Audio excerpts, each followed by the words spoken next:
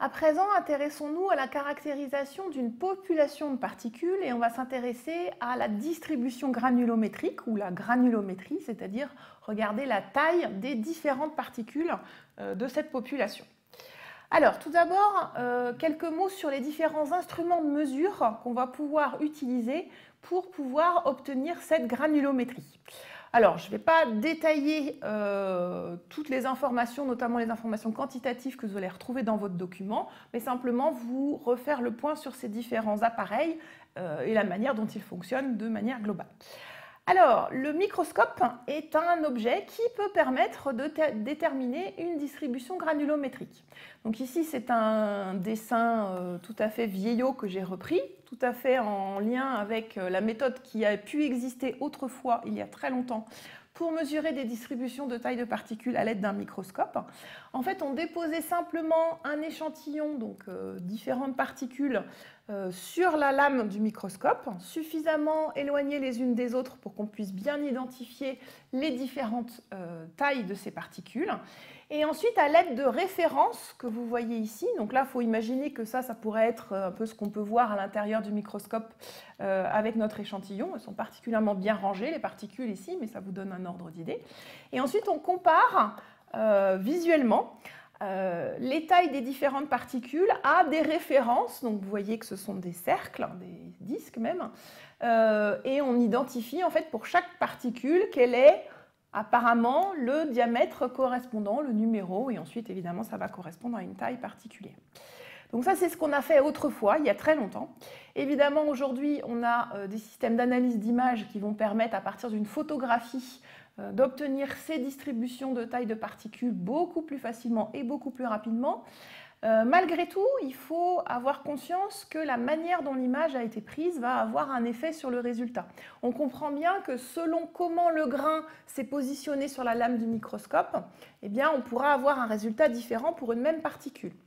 On peut aussi avoir des biais qui vont avoir lieu dans cette mesure si les particules sont trop proches les unes des autres lorsqu'elles sont déposées sur la lame du microscope, ou bien encore si on a des ombres, si on a des reflets. Enfin, il y a un gros travail de qualité d'image ici, et ensuite pour l'analyse d'image à nouveau pour obtenir des résultats, de bons résultats pour la distribution granulométrique. Mais donc avec le développement des systèmes d'analyse d'image, le microscope est redevenu un outil de mesure de distribution granulométrique qui n'était plus pendant quelque temps parce que c'était trop fastidieux. Autre système de mesure, c'est d'utiliser du tamisage, donc du tamisage de laboratoire. Ici, vous avez une tamiseuse, donc en fait, vous avez un socle qui va être connecté avec un système vibrant. Et puis, vous avez ici un empilement de tamis. Donc en fait, comme vous avez connu quand vous étiez enfant ou avec vos propres enfants à la plage, vous avez des disques donc de différentes tailles de mailles, donc des grilles en fait de différentes tailles que vous allez empiler les unes au-dessus des autres dans le bon ordre pour pouvoir avoir votre échantillon qui va être placé dans la partie supérieure. Et en fait, le système de vibration va permettre aux grains de dégringoler d'un tamis à l'autre. Et donc les grains vont rester dans les différents tamis en fonction de leur taille. Donc en fonction de la manière dont ils se déplacent à l'intérieur de ce système, ils vont se répartir dans les différents tamis.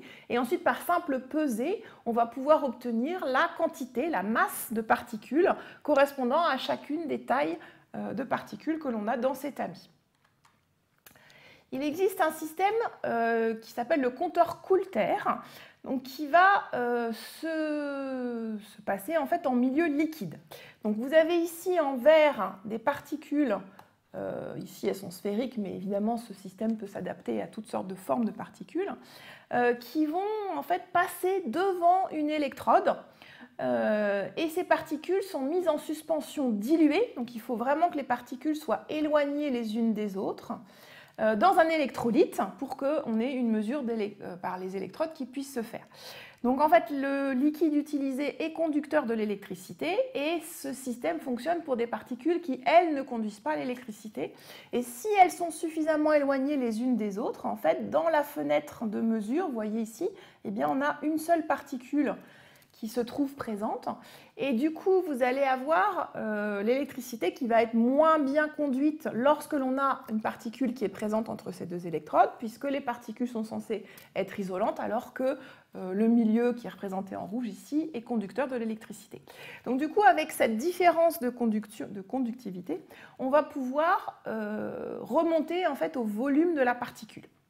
Alors par contre, évidemment, si jamais il y a deux particules présente devant la fenêtre, l'électrode, elle ne se rend pas compte qu'il y en a deux.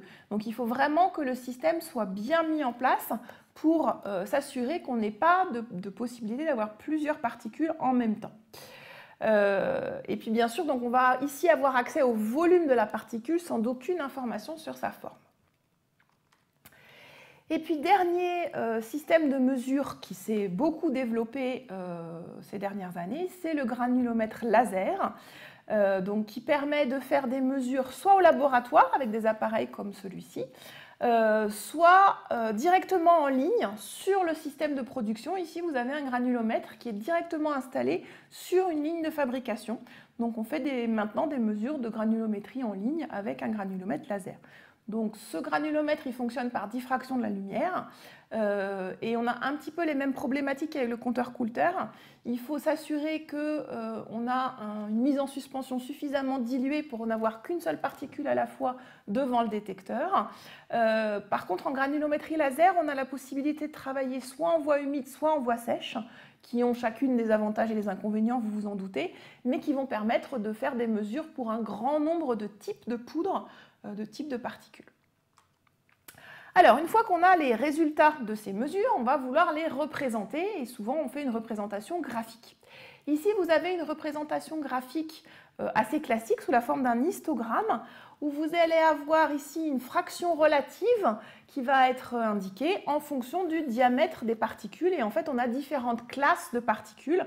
Alors c'est particulièrement commode par exemple quand on a le système avec la tamiseuse de laboratoire où on va avoir pour chaque tamis une classe de particules et donc un bâton correspondant. La fraction relative c'est tout simplement la masse de particules recueillies dans le tamis divisée par la masse totale de l'échantillon qu'on avait mis dans la tamiseuse au départ. Et donc dans ce cas-là, on aura une distribution en masse, ce qui est le plus courant. Mais de temps en temps, il peut y avoir des distributions en nombre. Donc soyez vigilants lorsque vous avez à regarder un résultat de mesure de distribution granulométrique, de savoir s'il s'agit d'une représentation en masse ou en nombre, parce que ça change sensiblement la forme de cette distribution. Autre manière de représenter cette distribution granulométrique, donc ici sous la forme de courbe, donc c'est la même distribution que la précédente. Donc on retrouve la fraction relative qu'on note petit f, mais cette fois-ci représentée sous la forme de points que l'on a reliés par une courbe au lieu d'avoir l'histogramme comme vous aviez sur le graphique précédent. Donc toujours le diamètre des particules en abscisse. Et puis ici on représente la fraction cumulée qu'on note grand F, donc c'est la courbe qui est ici. Et en fait, chaque point de la courbe donc, vous donne un certain diamètre et en fait, ça vous donne la quantité en pourcentage ou en fraction ici, donc de 0 à 1, de particules qui sont plus petites ou plus grandes que cette taille. Donc c'est une manière de représenter la même chose, mais ça permet d'avoir accès à des informations un petit peu différentes. Alors, la représentation graphique a l'avantage de donner vraiment une vue globale des différents types de populations qu'on va revoir sur nos échantillons de particules. On va pouvoir identifier par exemple la présence de deux pics majoritaires. On peut avoir un seul pic, ça peut exister d'avoir plusieurs pics. Par exemple, quand on fait de la cristallisation, ça arrive assez souvent qu'on ait un pic de petites particules et puis un pic de plus grosses particules. Donc, ça donne une information très riche qu'on va pouvoir utiliser pour faire des calculs assez sophistiqués. Mais ça a aussi le désavantage de générer des calculs compliqués. Donc du coup, on peut avoir envie de définir malgré tout un diamètre moyen pour cette population de particules. Et il existe, encore une fois, différentes définitions de ce diamètre moyen. On va avoir le diamètre le plus fréquent, qui correspond en fait au diamètre au niveau du pic. Donc si je reviens sur le graphique qui est ici, on va regarder la distribution en fraction relative, on va regarder le diamètre qui correspond au pic, à la zone la plus haute ici. Donc ça, c'est une manière assez classique de donner un diamètre moyen pour une distribution de particules. On peut aussi donner le diamètre médian, qu'on note souvent D50. Lui, il se lit sur la courbe en fractions cumulées pour une fraction de 0,5 ou de 50%. Et donc, on va lire le diamètre correspondant, qui sera donc le D50. Il existe des définitions de D80, donc par exemple pour une fraction de 80%, ou de D20, enfin il en existe plein, vous aurez l'occasion de les rencontrer dans différentes applications par la suite. Donc ces deux diamètres-là, ils sont assez faciles à lire une fois qu'on a la représentation graphique, et ils sont beaucoup utilisés. Un autre diamètre moyen qui est relativement souvent utilisé, c'est le diamètre moyen arithmétique. En fait, on va pondérer les différentes tailles de classes de particules par la fraction relative correspondante. Et en faisant la somme, on obtient donc ce fameux diamètre moyen arithmétique, qui est donc avec les deux autres, ça forme les trois diamètres qu'on va rencontrer le plus souvent pour caractériser une distribution granulométrique. Je vous mentionne également le diamètre moyen géométrique et le diamètre moyen harmonique. Vous aurez l'occasion de les calculer dans un exercice, qui sont malgré tout beaucoup moins souvent utilisés. Donc en fait, c'est tout simplement, ici c'est une moyenne arithmétique, ici c'est une moyenne géométrique et ici c'est une moyenne harmonique. Donc je les mentionne même si ils sont un peu moins utilisés que les trois autres. Donc ceci nous a permis d'avoir une vue d'ensemble sur la manière de caractériser la distribution granulométrique d'une population de particules. Vous aurez l'occasion, avec un exercice, même plusieurs exercices, de vous exercer à exploiter des mesures de cette distribution granulométrique. Et au cours des travaux pratiques, vous aurez l'occasion aussi de réaliser vous-même des mesures de cette distribution granulométrique.